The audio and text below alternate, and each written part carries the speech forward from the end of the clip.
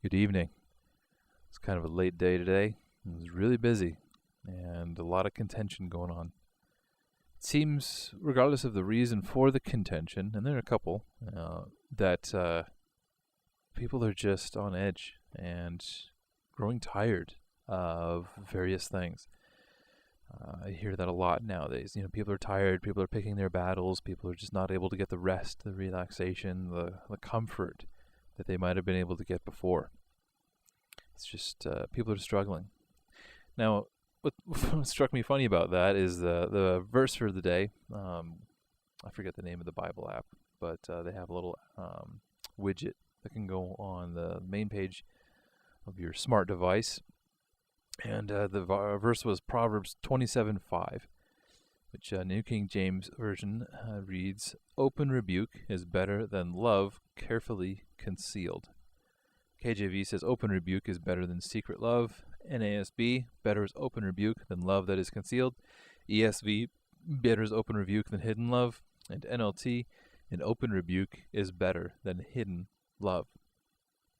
Now, part of what that makes me laugh about this is that the contentions that I'm having to deal with at work, in various aspects of my life, contentions are, as I've talked about before with collaboration versus conflict-oriented communication modes, contention always gets this bad rep as being some sort of inherent failure on the part of the individual to participate in some appropriate form of communication.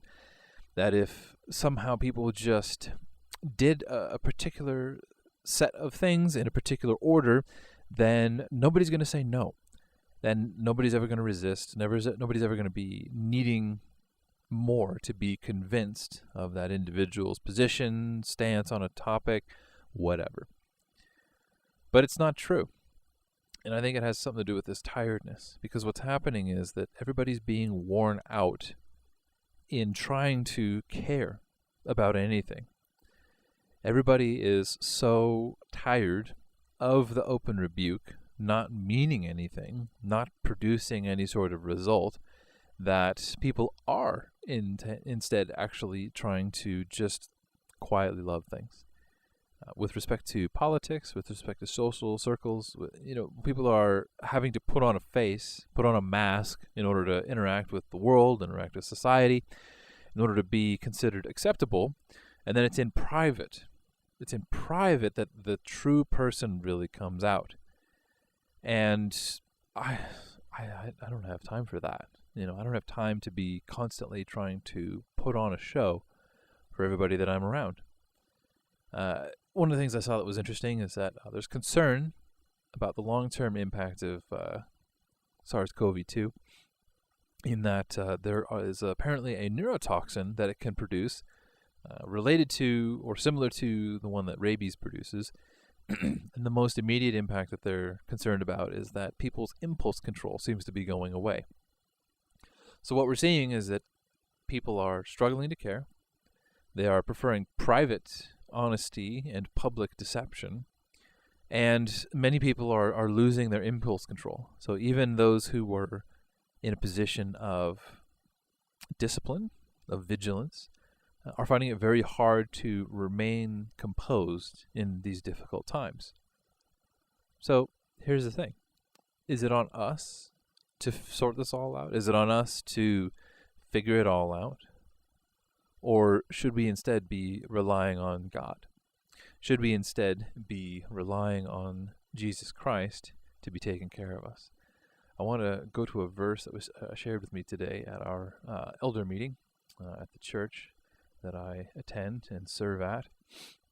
It was from Psalms 46.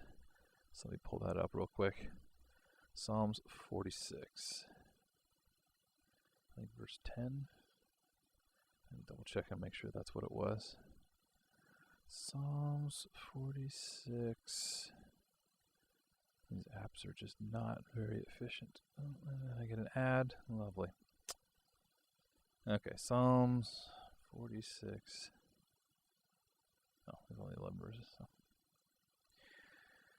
All right, I'm going to read this whole thing because the header is God, the refuge of his people and conqueror of the nations. Psalm 46. This is going to be New King James Version. It's my favorite. It's not necessarily the best, but just my favorite. Psalm 46:1. God is our refuge and strength, a very present help in trouble. Therefore we will not fear, even though the earth be removed, and though the mountains be carried in the midst of the sea, though its waters roar and be troubled, though the mountains shake with its swelling. Selah. There is a river whose streams shall make glad the city of God, the holy place of the tabernacle of the Most High. God is in the midst of her. She shall not be moved. God shall help her just at the break of dawn. The nations raged, the kingdoms were moved. He uttered his voice, and the earth melted. The Lord of hosts is with us. The God of Jacob is our refuge. Selah. Come, behold the works of the Lord, who has made desolations in the earth. He makes wars cease to the ends of the earth. He breaks the bow and cuts the spear in two. He burns the chariot in the fire. Be still and know that I am God. I will be exalted among the nations. I will be exalted in the earth. The Lord of hosts is with us.